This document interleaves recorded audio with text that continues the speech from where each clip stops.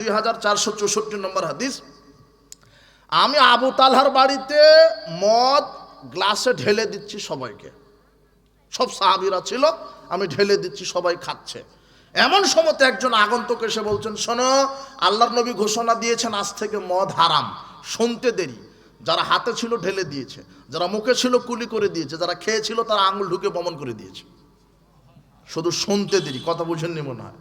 আর আপনি 20 বছর ধরে শুনছেন বিড়ি সিগারেট জর্দাগুল হারাম, তাও খান। আপনি ইতর শ্রেণীর মানুষ, আপনি একটা পাক্কা মুনাফিক। একটা যদি ঈমান থাকতো তাহলে আপনি যেদিন শুনেছেন বিড়ি সিগারেট জর্দাগুল হারাম সেদিন আপনি বাদ দিতেন। আপনি মুনাফিকই আছে আপনার ভিতরে।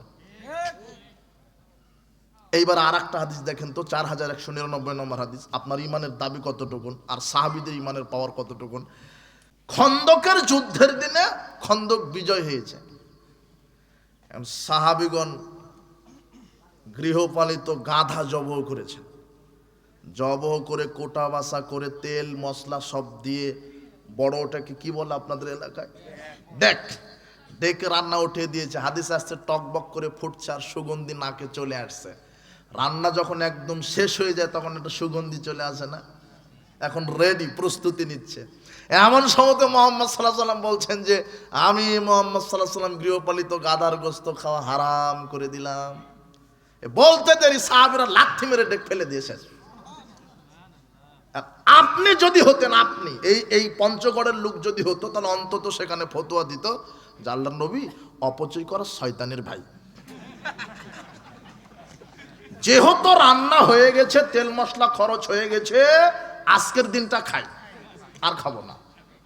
না, কথা বুঝেননি মনে হয় আমার। যখনই মুহাম্মদ সাল্লাল্লাহু আলাইহি ওয়াসাল্লাম বলেছে আমি মুহাম্মদ সাল্লাল্লাহু আলাইহি ওয়াসাল্লাম হারাম করে দিলাম, শুনতে দেরি, লাথি মারতে দেরি হয়নি। এর নাম হলো সুন্নাতের অনুসরণ। কথা বুঝেননি মনে হয় আমার কথা।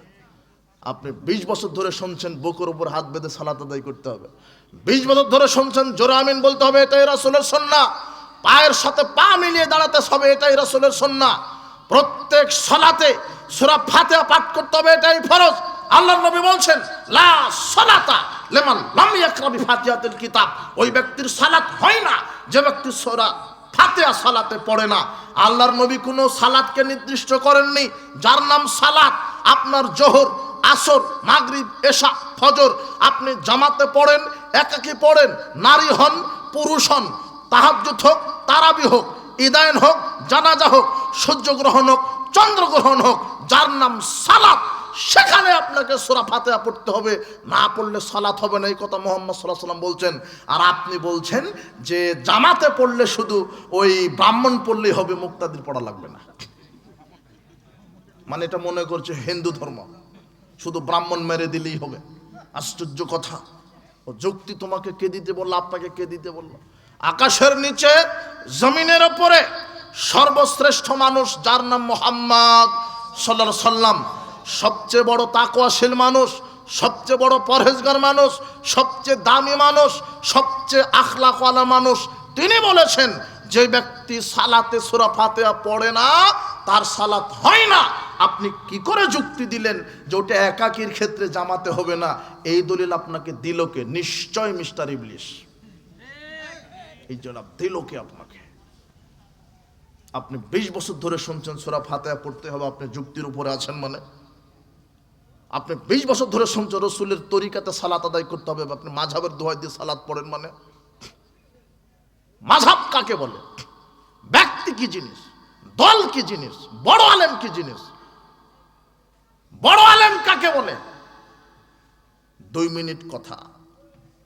মুহাম্মদ সাল্লাল্লাহু আলাইহি সাল্লাম বলছেন, এই শোনো সাহাবীগণ, লাউ বাদালাকুম মূসা, আজকে যদি এখন যদি মূসা আসে, কে আসে? মূসা মানে মূসা আলাইহিস সালাম, যিনি বানি ইসরাইলের সবচেয়ে বড় নবী, যার সঙ্গ দল সাহাবীরা সবচেয়ে বেশি। তাই মুহাম্মদ সাল্লাল্লাহু আলাইহি সাল্লাম বলছেন, এখন যদি মূসা আসে, ফাত্তাবাতুমুহু, যদি মূসার শরীয়ত মেনে ইবাদত করো, ওয়া তারাকতুমুনি, আর আমি মুহাম্মদ সাল্লাল্লাহু আলাইহি সাল্লামকে যদি ত্যাগ করো, ছেড়ে দাও, লা দালালতুম আন সাওয়াইস সাবিলা, তাহলে তোমরা পথভ্রষ্ট হয়ে যাবে। মুহাম্মদ সাল্লাল্লাহু আলাইহি সাল্লামের শরীয়ত সুন্নাহ থাকতে যেখানে অন্য নবীর তরিকা মানলে পথভ্রষ্ট হয়, সেখানে আপনার বড় পীরকে সেখানে আপনার দলকে, সেখানে আপনার বড় আলেমকে। শোনেন, আলেম যদি কোনো কথা বলে সেটা যদি রসুলের কথা না হয় সেটা মানা যাবে। আর ইবলিশ যদি কোনো কথা বলে সেটা যদি রসুলের কথা হয় তাহলে সেটা। আবু হুরায়রাকে বলছেন আল্লাহ নবী, এই যে জাকাতের খেজুর আছে তুমি পাহারা দাও, চোর যেন না নিতে পারে। কারণ আবু হুরায়রা রাত জেগে পাহারা দিচ্ছে। এখন ইবলিশ শয়তান চুরি করতে এসেছে খেজুর। প্রথম রাতে আবু হুরায়রা ধরে ফেলেছে। এখন ইবলিশ বলছে যে আমাকে ছেড়ে দাও, আর আসবো না। প্রথম রাতের কথা।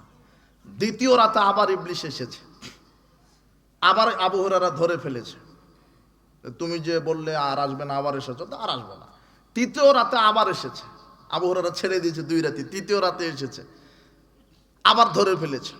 এখন ইবলিশ বলছে শোনো, আমাকে ছেড়ে দাও, আর আমি তোমাকে একটা আমল শিখিয়ে দিই, ওটা তুমি পড়ো। এই যে আওয়াইতালা ফেরাশেক ফাকরা আয়াতাল কুরসি, যখন তুমি ঘুমাতে যাবে আয়াতাল কুরসি পাঠ করো, তাহলে সকাল পর্যন্ত আল্লাহ তোমার জন্য একজন ফেরেশতা নিয়োজিত রাখবে। লাম ইয়াকরুবুকা মিনাশ শাইতান হাত্তা তুসবিহা, সকাল পর্যন্ত আর ইবলিশ তোমার কাছে আসতে পারবে না। তো ফজরের সালাতের পরে আবু হুরায়রা রাদিয়াল্লাহু আনহু আল্লাহর নবীকে বলছেন, আল্লাহর নবী এই ঘটনা 3 দিন থেকে আমার সাথে এই হয়েছে। তখন আল্লাহর নবী বলছে শোনো, 3 দিন পর্যন্ত তোমার সাথে যে এসেছে সে ছিল ইবলিশ। ও খালি মিথ্যা কথাই বলতো, কিন্তু তোমাকে যে হাদিসটা শুনিয়েছে ওটা ঠিক আছে। তুমি ঘুমানোর সময় তো আয়াতুল কুরসি পাঠ করে ঘুমাও, শয়তান আসবে না। শোনো হে আমার জাতি, কোরআন হাদিস বলতে গিয়ে যদি ইবলিশও যদি কোনো হাদিস বলে, সেটা যদি মুহাম্মদ সাল্লাল্লাহু আলাইহি ওয়াসাল্লামের হাদিসের সাথে মিলে যায় সেটা মানতে ফরজ। আর যদি বড় থেকে বড় আলেমে বলে, সেটা যদি আল্লাহ রসুলের বিরুদ্ধে চলে যায় সেটা মানা একেবারেই বেদাত। যত বড় আলেম হোক, সেটা যদি মুহাম্মদ সাল্লাল্লাহু আলাইহি ওয়াসাল্লামের সুন্নাহর সাথে না মিলে সেটা মানা যাবে। ও যত বড়ই আলেম হোক, যত বড়ই মাযহাব হোক, যত দল পার্টি হোক, একজন মানুষের সাথে আমল মিলতে হবে। বলেন তো, যার তার নাম কি? মুহাম্মদ সাল্লাল্লাহু আলাইহি ওয়াসাল্লাম। এটাই হলো ইত্তেবায়ে সুন্নাহ। ইত্তেবায়ে সুন্নাহর অনেক আলোচনা, অনেক হাদিস আছে। সালাত, সিয়াম, হজ, যাকাত, তাসবিহ, তাহলিল যা কিছু করবেন একজন মানুষের নীতিতে করতে হবে। আল্লাহ আমাদেরকে রাসূল সাল্লাল্লাহু আলাইহি ওয়াসাল্লামের নীতি সুন্নাহ অনুযায়ী আমল করার তৌফিক দান করুন। আল্লাহুম্মা আমিন।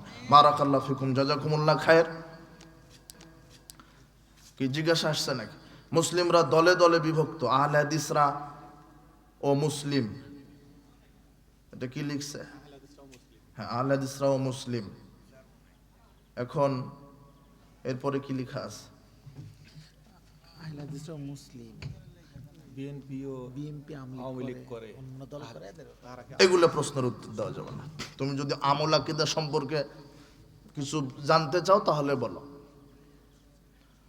ও যেই হোক, যেই দল যেই পার্টি করুক, যদি মুহাম্মদ সাল্লাল্লাহু আলাইহি ওয়াসাল্লাম আর ইসলামের নীতির মধ্যে থাকে তাহলে সে মুসলিম, পূর্ণাঙ্গ মুসলিম।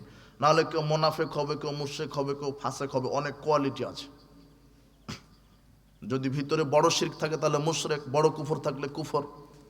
যদি বলে যে আল্লাহর আইনের চেয়ে মানুষের আইন উত্তম তাহলে